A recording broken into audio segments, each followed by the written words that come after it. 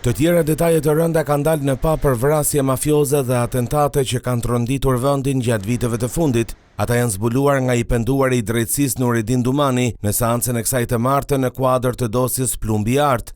Ai është përballur me të pandehurit e çështjes si dhe mbrojtjen e tyre. Avokati Fatos Gosës i kërkoi Dumanit të tregonte se si u arrestua herën e fundit nga policia dhe pse nuk e vrau dot Elton Kilën, i njohur si Oti Elbasanit, në muajin mars të vitit 2022. Sipas pak, Suel Qela i kishte premtuar 200.000 euro Dumanit për vrasjen e Kilës. Sepse Oti, Elton Kila, nuk ishte në Elbasan, më kanë nxjerrë në prit Sueli. Olti nuk ishte as në Elbasan as në Shqipëri. Henrik Hoxha ishte me një iklas të marrë me qira në Fier. Henrik Hoxha komunikonte shpesh me Suel Qelën, me Matrix dhe me një program tjetër. Unë me Suel Qelën kam folur vetëm në momentin e atentatit. Do dalin të gjitha në Matrix.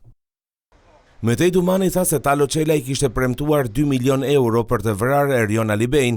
Me Talo Qelën, takimin e fundit e kemi bërë te shtëpia ime në 2019 ose e fillimi 2020-s. Kam folur me të në telefon. Kjo është në Sky ECC. Ka qenë vera e 2020-s, që për atëherë nuk kam më komunikim. Ai më kërkoi të vrisja Erion Alibej për 2 milion euro. Gjatë seancave Nuridin Dumani ka treguar me hodhësi për mënyrën se si ka drejtuar një skuadër vrasësish me pagesë gjatë 10 viteve të fundit, ku janë shënuar 12 vrasje, atentate të ndryshme, grabitje dhe krime të tjera për llogari të organizatave të fuqishme kriminale që vepronin mes Tiranës, Durrësit dhe Elbasanit.